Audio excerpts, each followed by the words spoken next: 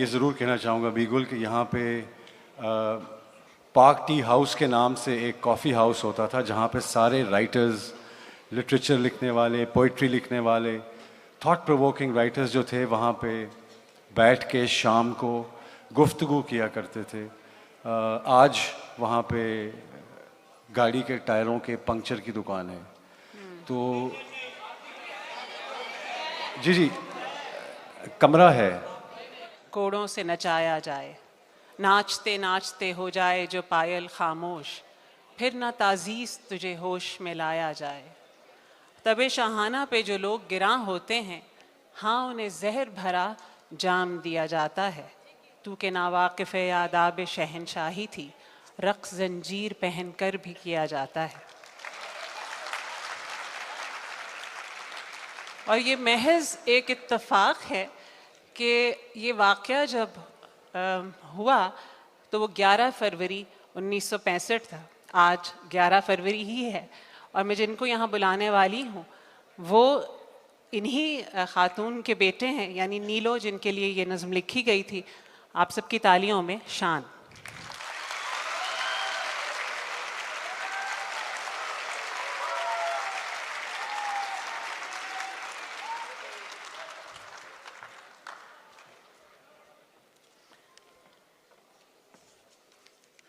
मैं इनसे कह रही थी कि आप वक्त से पहले आ गए थे, ताख़ीर इंतज़ामिया की थी। नहीं, अस्सलाम वालेकुम जी सबको।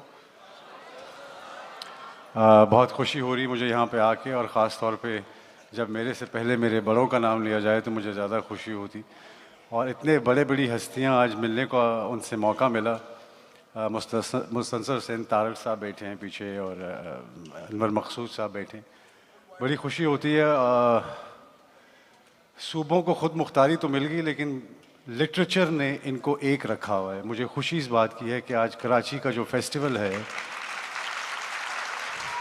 सियासत की तमाम तर कोशिश के बावजूद कलम की ताकत जो है वो पाकिस्तानियों को इकट्ठा रखती है। तो मुझे बहुत खुशी है इसकी। बेशक। नीलो रियाज शाहिद साहब, इनके तारुफ के बग़ैर हम बात आगे चला ही नहीं सकते। हम आप तक पहुंचते उनसे हैं। अच्छा, बहुत ज़िम्मेदारी का एहसास होता है कि जब ऐसे टैलेंटेड लार्जर दैन लाइफ जो वालिदैन हैं उनके यहाँ एक जो औलाद होती है उससे की एक्सपेक्टेशंस का लेवल बहुत बड़ा होता है और ये समझा जाता है कि और हर वक्त उसको एक कंपटीशन में रहना होता है अपने ही माँ बाप के साथ। बहुत ही ये रेयर होता है जो कि शान के यहाँ है कि ये ख़ुद बहैसियत ख़ुद भी एक बहुत बड़े स्टार हैं। हमारे पास स्टार्स न होने का बहुत शिकवा है और हमारे पास ये बहुत बड़ा जोम है कि शान हमारे स्टार हैं।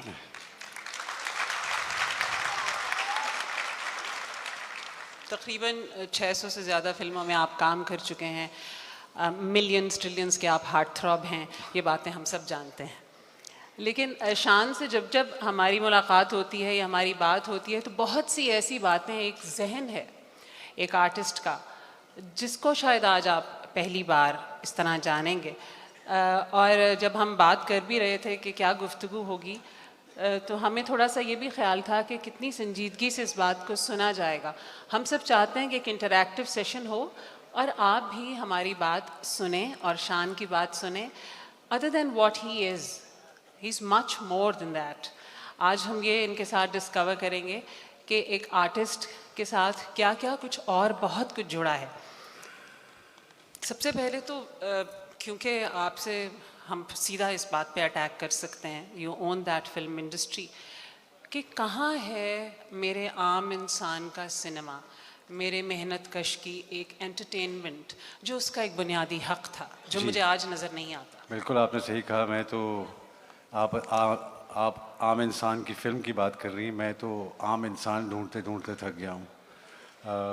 वो जो आम इंसान जो पाकिस्तान से प्यार करता है, किसी सियासी पार्टी से उसका ताल्लुक़ नहीं है, वो आम इंसान जो एक दूसरे के साथ प्यार मोहब्बत से पेश आता है, गुफ्तगू के आदाब समझता है, लफ्ज़ों का वज़न समझता है, रिश्तों की पहचान समझता है, वो आम आदमी ढूंढते ढूंढते शायद मैं अभी तक इसी तलाश में हूँ। जहाँ तक सिनेमा का ताल्लुक़ है, मेरे ख़्याल में जमहूरियत को भी उसी चीज़ से ख़तरा है जिसको फिल्म से है। तो मेरे ख्याल में वो चीज़ें जो हैं वो जब भी कोई ऐसा हुक्मरान हमारे यहाँ हमारे दरमियान आता है जो हमारी किस्मतों के फ़ैसले करता है और ये फ़ैसला करता है कि हमें क्या देखना है और हमें क्या नहीं देखना, हमें क्या बोलना है और हमें क्या नहीं सुनना और क्या सुनना है, तो फिर वो कौम नहीं रहती।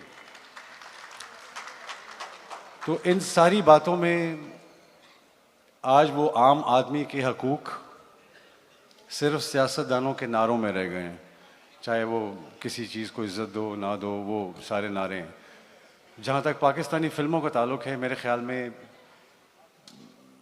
इसके साथ एक बहुत ही यतीम बच्चे वाला सलूक शुरू से रहा, ना सिर्फ गवर्नमेंट की तरफ से बल्कि हमारे जो लिटरेरी लोग हैं, वो लोग जो किताब को ज़्यादा अहमियत देते हैं फ़िल्म से, मुझे लगा कि उनके नज़दीक ये मीडियम जो है वो इतना थॉटफुल नहीं है मेरे ख़्याल में। जबकि मेरे अब्बा ने इसी बात पर बहुत सी फ़िल्में बनाई, चाहे वो फ़लस्तीन के लिए हो, ये ज़रक़ा और अमन, शहीद, फ़रंगी। तो ये एक ऐसा सिनेमा था जो हमारी एक लिटरेचर की जो जो जो लोग हैं उनको अडेप्ट करना था।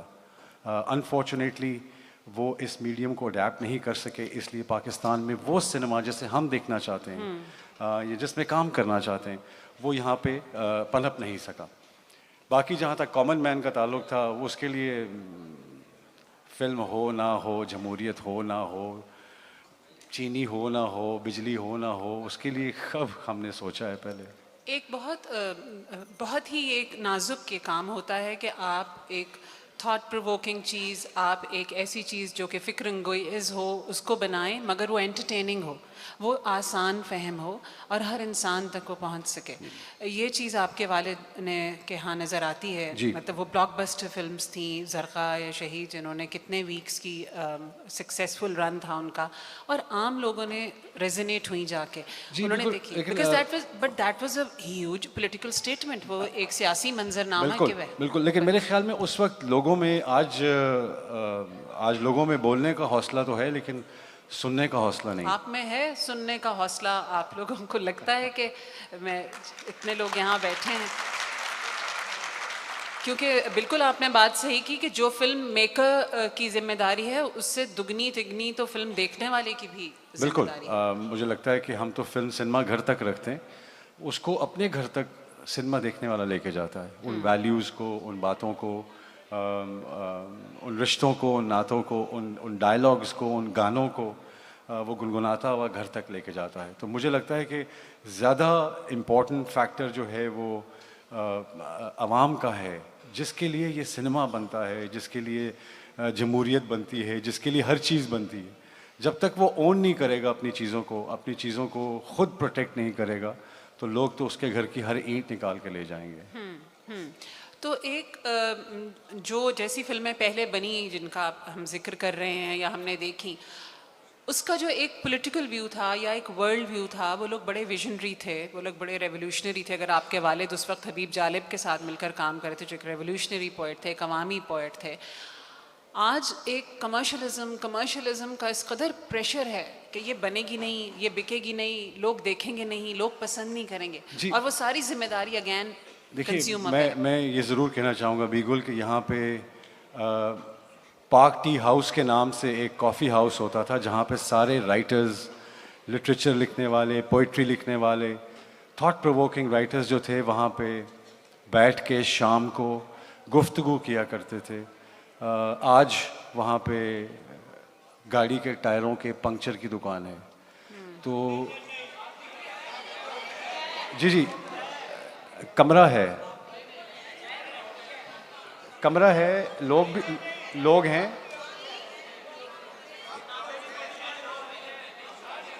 पाक टी हाउस है, लेकिन क्या उसका वो कल्चर अभी तक है? बड़ी खुशहाल कौन से लास्ट आपने? जी बिल्कुल, वहाँ पे अब है। चले, मैं माफ़ी चाहता हूँ, मैं फैज साहब की वजह से कह रहा था कि वो नहीं है अब। जी गुफ्त अच्छा ओके, अच्छा, चलो मुबारक हो आपको भी और नवाज शरीफ साहब को भी। मैं सिर्फ कहना चाहूँगा, जैसे जैसे खाने की खुशबू फैलती है वैसे ही लफ्ज़ों की खुशबू फैलती है।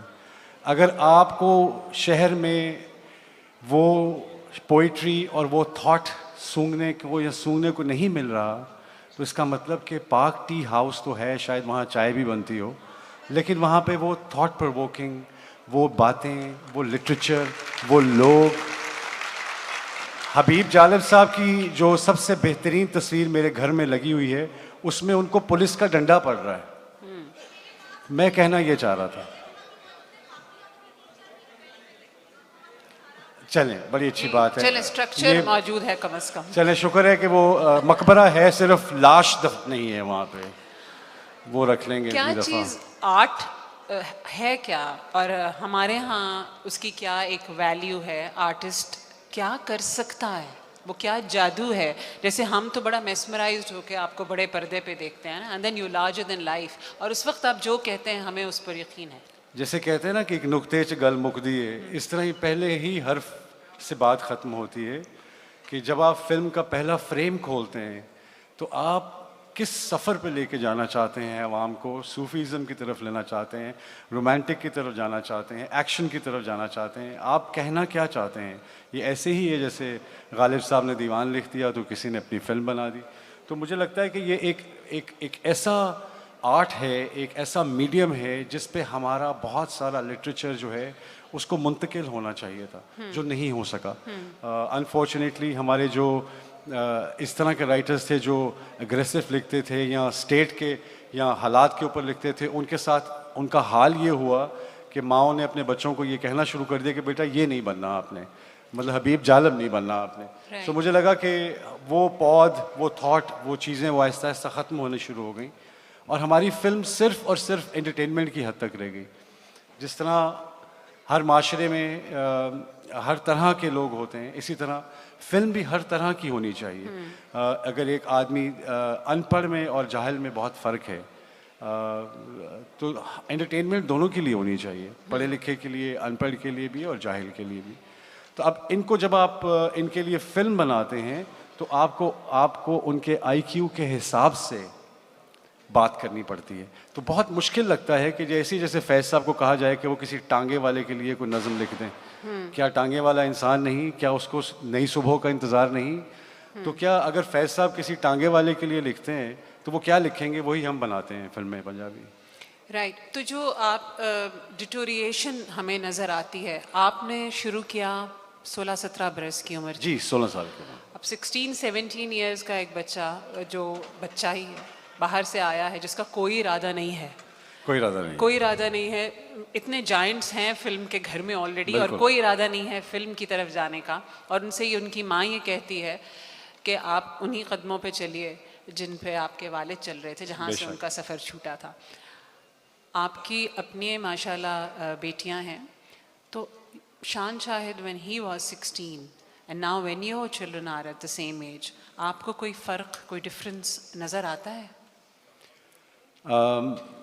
मुझे लगता है कि आज के बच्चे भी उतने ही नादान हैं जितने हम हुआ करते थे। इंफॉर्मेशन ज़्यादा है इनको, लेकिन नादानी वहीं पे है। अपने आप को, अपने रंग दिखाने का शौक़ और अपना मकाम हासिल करने का शौक़। असल में होता ये भी कि यहाँ पे बहुत मुझे फ़ील होता है कई दफ़ा कि हमारी जो विमेन हैं उनको नर्चर नहीं किया जाता बचपन से, उनके टैलेंट्स को या उनकी चीज़ों को। उनकी मेरे ख़्याल में वो हम उसी एक दिन का इंतज़ार कर रहे होते हैं जहाँ उनकी शादी फटाफट करें और उनको उनके घर भेजें, जो कि nothing against it at all, but I think कि हर इंसान को हक़ है कि वो अपनी ज़िंदगी, अपने सांस और अपने ख्वाब देख सके और ले सके। आप इजाज़त दे रहे हैं अपनी जी बेटियों बिल्कुल। को? मेरा काम, मेरी जो ड्यूटी है उनके साथ सिर्फ इतनी है कि मैं एक माँ और बाप, जैसे कि मैंने अपनी माँ के रूप में माँ भी देखी और बाप भी देखा, लिहाजा मेरे अंदर ये कैपेसिटी थी कि मैं बाप और माँ इकट्ठा बन सकूँ। तो मुझे ये फ़ील हुआ कि